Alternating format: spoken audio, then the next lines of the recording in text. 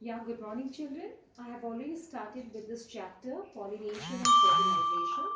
I have told you what is the meaning of pollination, the two types of pollination, self-pollination and cross-pollination.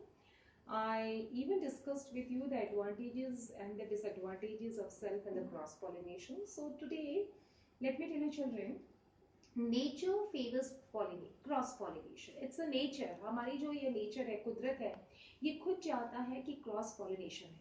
इसके पीछे reason क्या है कि nature खुद चाहता है कि क्रॉस पॉलिनेशन सेल्फ पॉलिनेशन ज्यादा ना हो.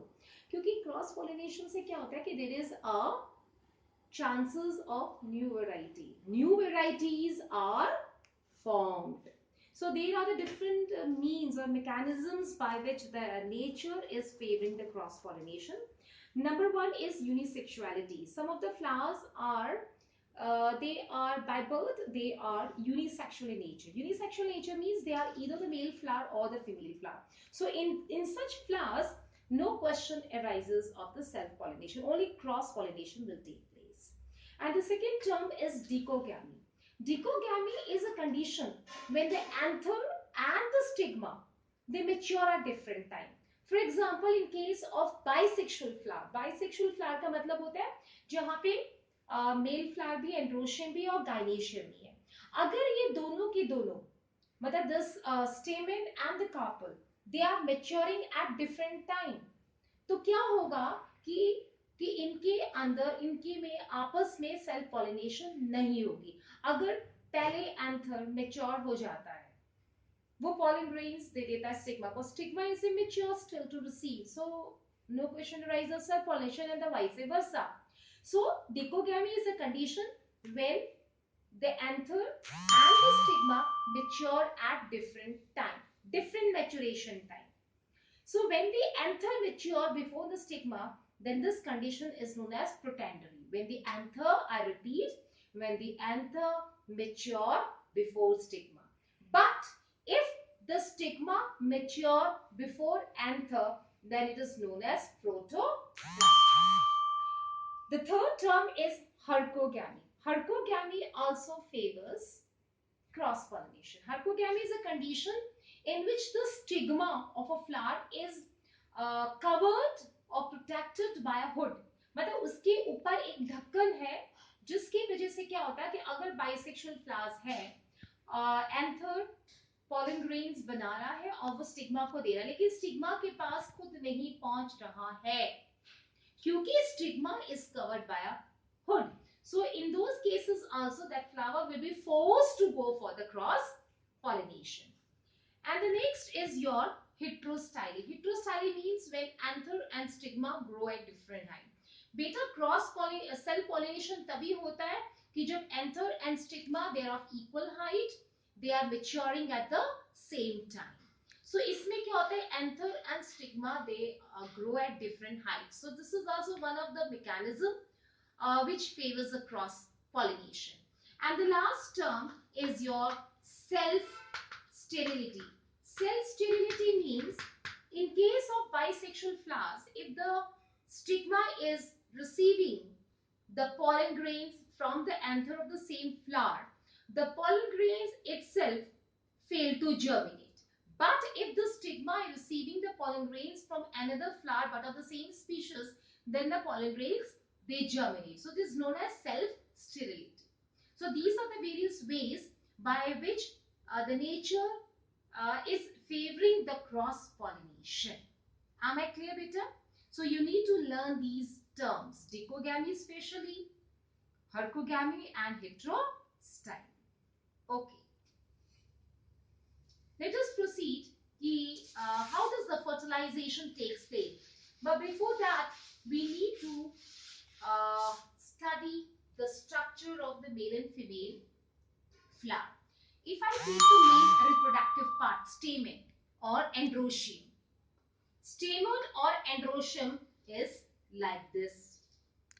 I believe I've already discussed with you, but let's have once more recapping. This is your stamen or the androecium, the male reproductive part of a flower. This is the anther part. This is your filament. This is your filament. each anther, this anther consists of two lobes. So each anther lobe consists of two pollen sacs. So there are four pollen sacs.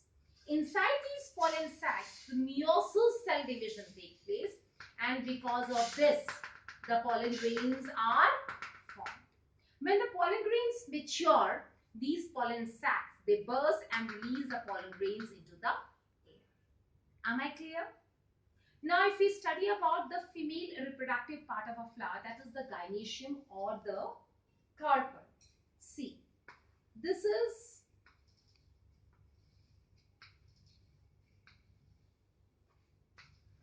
beta, this is your carpel or the gynoecium.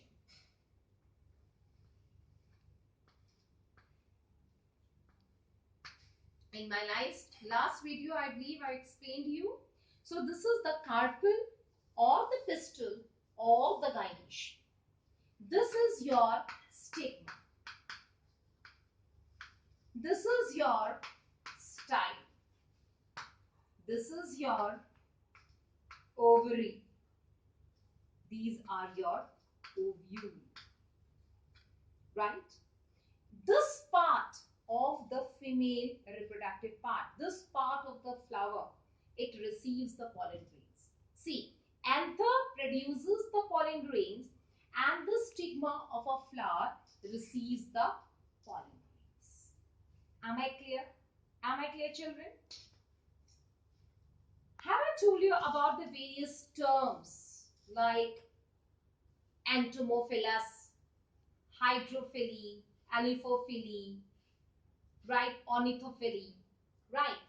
I have discussed with you what are the characteristics of the insect pollinated flowers, what are the characteristics of the wind pollinated flowers. So let's have a quick recap again. Entomophilus.